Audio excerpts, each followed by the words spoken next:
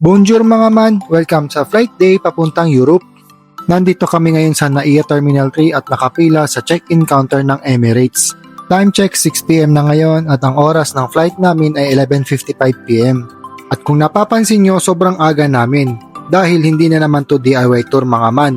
At since group tour nga to, need namin maging maaga para daw sabay-sabay kami mag-check-in lahat. After check-in, papunta na kami ngayon ng boarding gate. Quick details lang about sa tour namin.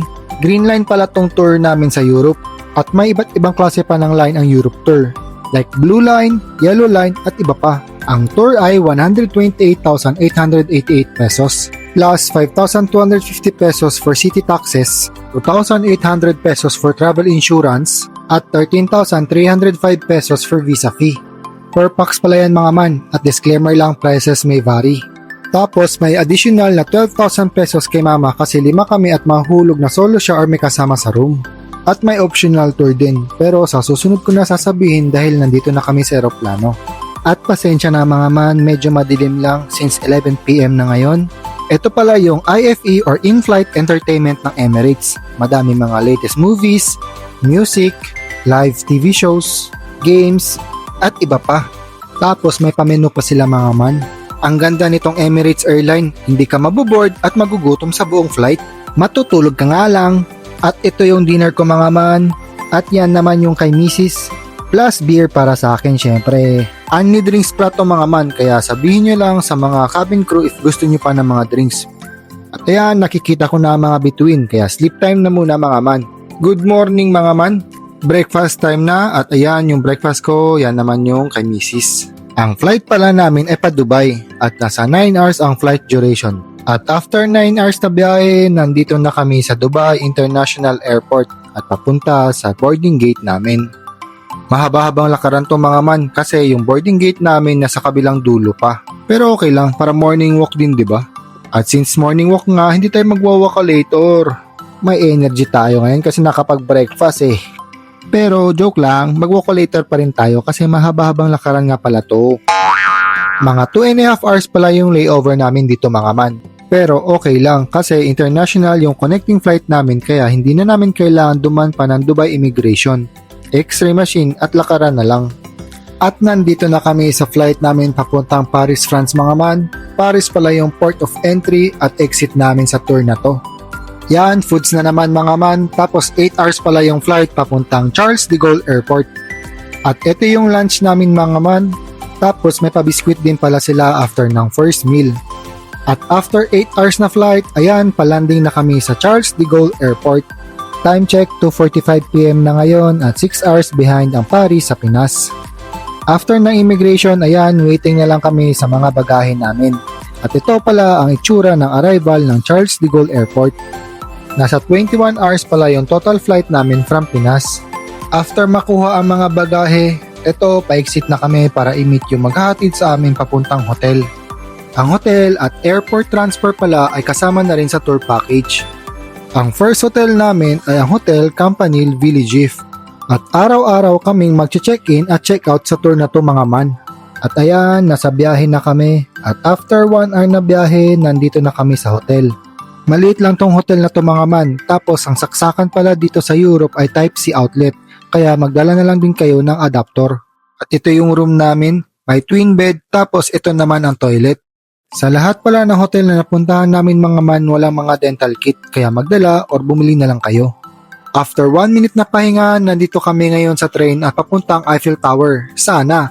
Pero dahil hindi pa nga madilim, dediretso na lang muna kami sa Arc de Triomphe. Pero may ino-offer din pala ang travel agency na Paris City Tour today for 10,000 pesos per pax. At dahil mahal nga siya at feeling namin hindi namin ma-enjoy ang tour kasi pagod nga sa flight, nag-DIY na lang kami. At speaking of tour pala mga man, ang mga optional tour ay Lugano Tour for 10 euro, gondola ride sa Venice for 40 euro, lunch at Venice for 30 euro, Roma walking tour for 40 euro, at lunch sa Florence for 35 euro. Tapos may tip din for 70 euro mga man. Again, yung mga nabanggit kong presyo per pax yun ha. At disclaimer lang, prices may vary. After 40 minutes na train, nandito na kami sa Arc de Triomphe. Tatawid lang kami dyan sa may gitna para magpa-picture at magdasal na sana hindi kami masagasaan. Kaya be mindful din kayo sa dumadaang mga sasakyan ha, wag lang puro pose.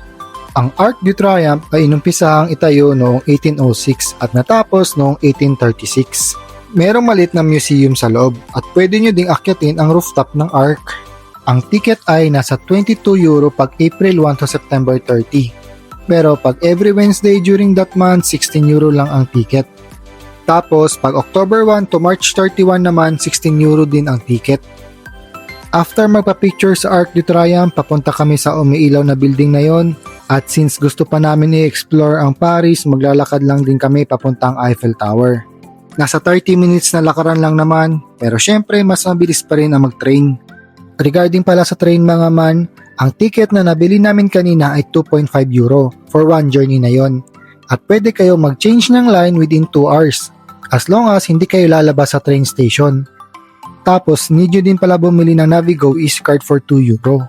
At yun na lang yung luludan nyo para sa mga susunod nyong train or bus ride. At muntik ko na makalimutan mga man, mag-ingat pala kayo sa mga scams or scammers at mga pickpockets dito. Lalong-lalo na sa mga matataong lugar at sa mga mamahalin na stores tulad nitong Louis Vuitton. Kasi mas marami daw mga pickpockets na umaaligid dyan. At ang sabi nga nila kung saan ang mga turista at pera, nandun din daw sila. Kaya doble ingat talaga mga man. After 1 hour na lakaran, akala namin 30 minutes lang, nandito na kami sa may baba ng Eiffel Tower. Nagpa-picture lang kami dyan tapos umuwi na. Nag-Uber na lang pala kami pabalik ng hotel mga man. Kaya day 1, good morning! Breakfast muna before umalis at umpisahan ang tour. Free breakfast pala kami sa lahat ng hotel mga man. Tapos yung lunch at dinner ay hindi nakasama sa tour package. Kaya may optional tour or lunch sa Venice at Florence. After breakfast at mag-check out sa first hotel, nandito na kami sa tour bus at biyahe na papuntang Lucerne, Switzerland. Bale, ang day 1 namin mahuhulog na biyahe lang papuntang Lucerne. Pero bibigyan kami ng oras para maglibot sa Lucerne. At nasa 8 hours ang biyahe kasi every 2 hours nag-i-stop ang bus. Dahil dito sa Europe pala mga man, need ng mga driver na magpahinga for 15 to 20 minutes for safety recommendation daw. During sa break time na yan, need din namin lumabas kasi ino-off at nilalak ng driver ang bus. Kaya nagsi-CR na lang kami niyan kasi libre ang CR dito sa mga service area. So nandito na kami sa first stop at gaya ng sabi ko, nag-toilet break lang kami dito. Kasi mostly ang CR pala dito sa Europe mga man may bayad na €1. At kung ayaw nyo naman magbayad ng €1, pumunta na lang kayo sa mga cafe o resto at mag-order para magamit nyo yung CR nila. Sa service area restaurant na din pala kami nag-lunch mga man. Pero hindi na ako nakapag-video kasi may time limit lang yung lunch namin. Tapos mostly ang dinner pala namin sa tour na to ay sa mga service area restaurant na din o kaya sa hotel na lang pagdating namin. Kasi nga may time limit pag sa service area kakain na nasa 40 to 45 minutes lang. At after 8 hours na biyahe, nandito na kami sa Lucerne, Switzerland. Binigyan lang kami ni Daniel ng 1.5 hour ata dito para maglibot. At Daniel pala yung pangalan ng tour guide namin sa tour na to. Sa tour na to pala mga man, iniiwan or hinahayaan lang kami ni Daniel pag nakarating na kami sa isang lugar. Like dito sa Lucerne. At tinuturo niya lang kung saan yung mga tourist attractions, bilihan ng pasalubong or shops, at syempre ang libreng CR. At buti na lang may libreng CR dito sa Lucerne.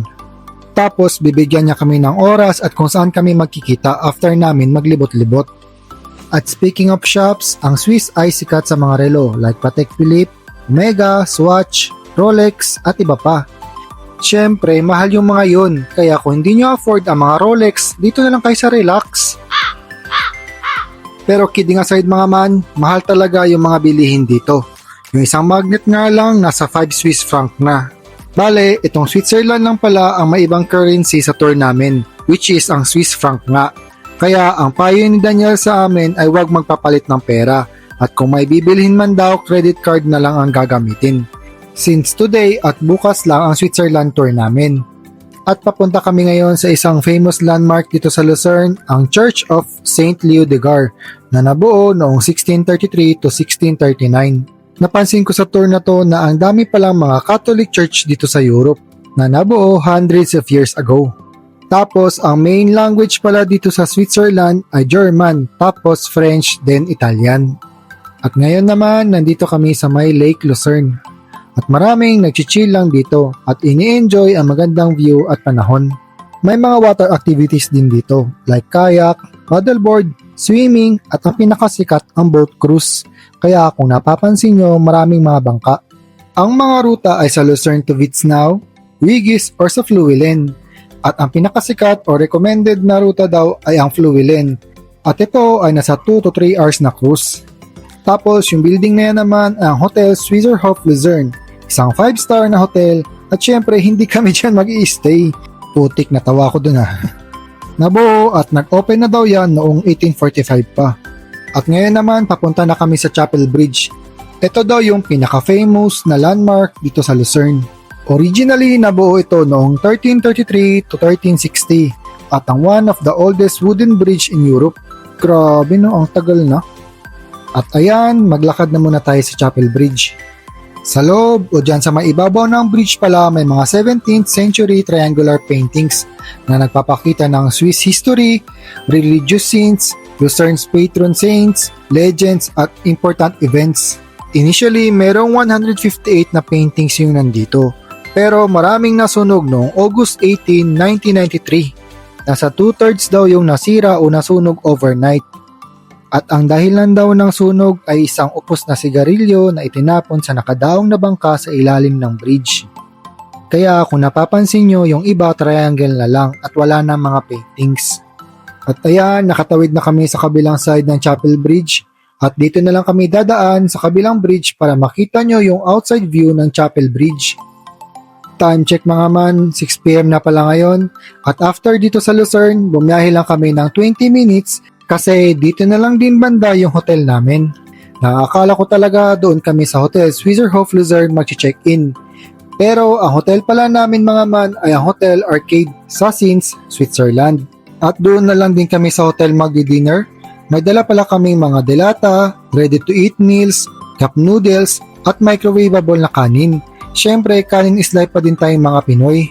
Napansin ko lang pala mahilig yung mga Europeans na kumain sa labas or yung alfresco dining. At napansin ko din sa comment section natin sa last video na may nagpapa-shoutout loud kaya shoutout sa'yo Jad Traso 2391. Love you too! Supportive friend natin yan mga man since kinder 2. Wow! Kaya kung gusto nyo din ma-shoutout loud mga man, comment lang kayo dyan sa ibaba. Lang yaw, vlogger yarn! Kaya dito ko na muna tatapusin yung flight day at day 1 vlog ko mga man. See you sa day 2! Nga pala, pag natripan nyo tong video to, pa-like and subscribe naman tapos pahit na rin ng bell button. Thank you!